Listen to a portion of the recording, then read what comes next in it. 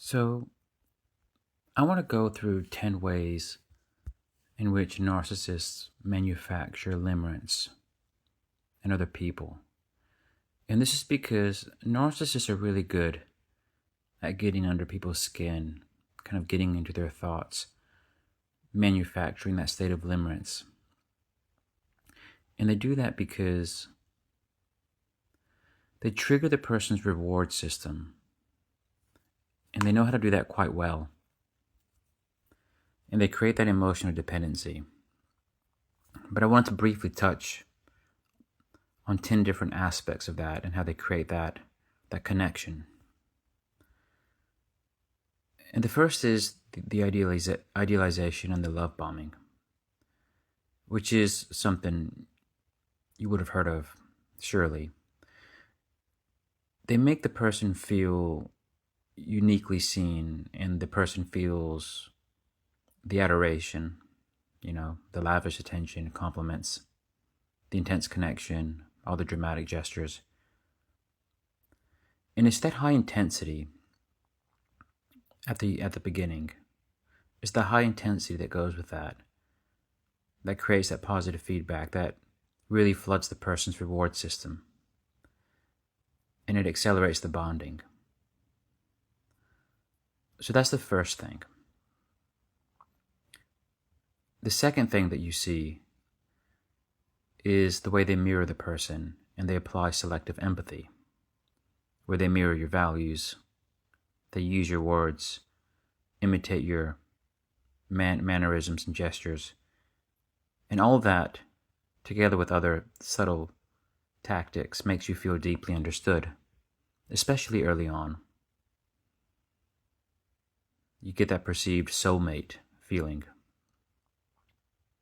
where you see yourself in them and you feel this otherworldly bond, which accelerates the emotional bonding. The third is the intermittent reinforcement. And after they initially flood you with attention, they start becoming more unpredictable, warm and attentive sometimes, cold or distant others. The intermittent reward really is one of the most powerful ways to create that craving and obsession. If you think gambling and slot machines. So they know how to apply that. The fourth is the future faking, where they might promise an exciting future, or at least allude to it, or make you think they're imagining it. It gets you invested. And once they get you invested, your hope stays alive even when they're present.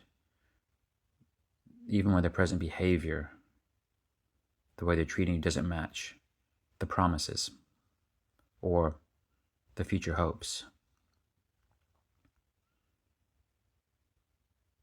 And then, of course, the fifth is the scarcity and the exclusivity.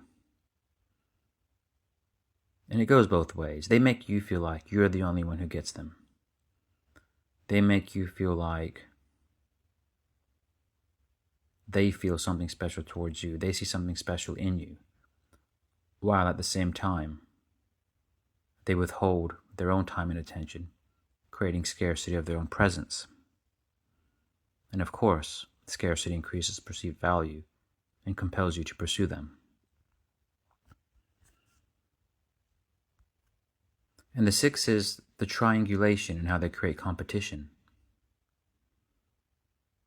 And what they'll do is, they'll triangulate with other people, whether those people are real or imaginary.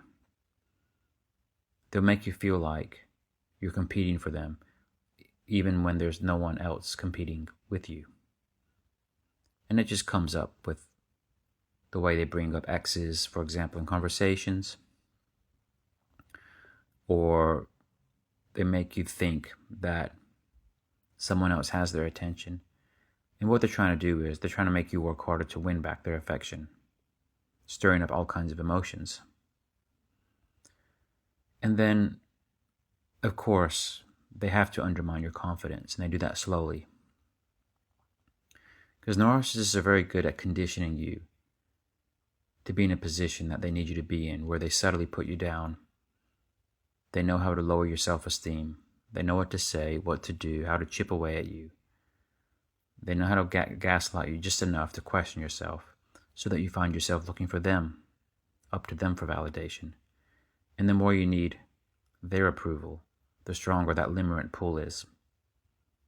The more you feel this urge to try to get their validation, the more these intrusive thoughts of trying to put things into a good place with them slowly start to take over. And number 8 is the emotional extremes, of course. And you see that throughout. Because narcissists know that if there's like a steady, predictable relationship, that it might get quite boring. And plus, they don't really have it in them to be stable because they're not really stable beings. They don't have healthy enough of attachment styles for that. So they introduce these highs and lows, this roller coaster type situation, which of course, with those interactions, the highs and the lows, it becomes imprinted into your memory, where the intense emotions just mean stronger attachment. And number 9, the projection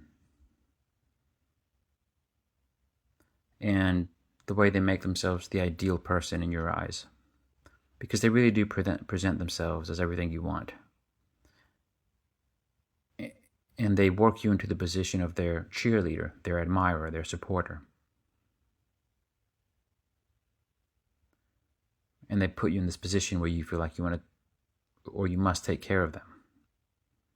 You must support them.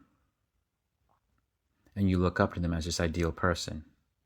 And they put you into that role, and then you don't know how to get out of it.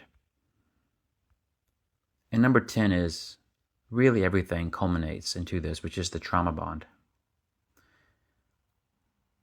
And people who have some kind of insecure attachment are more susceptible. You're more susceptible to the cycles of reward. You have the cycles of reward, then withdrawal, reward, then you feel threatened by whatever means. That creates a powerful bond, a trauma bond, and it's hard to break that. So why does all this lead to limerence, or how come all this can lead to limerence? Well, they hijack your reward system. They know how to constantly, or not constantly, but regularly and periodically spike your dopamine through the praise, attention, and so on. And they control that dose. And they get you to focus so intently on certain cues because you're trying to make sense of things. They narrow down your cognitive focus to such a point where you're no longer able to see any red flags. All this builds towards those intrusive thoughts, intrusive thinking. You need some form of resolution. People need resolution to these things. And the intermittent signals they produce, you can't find a resolution because it doesn't make sense. That causes intrusive thoughts, where the mind starts obsessing until it resolves the situation, but oftentimes it can't.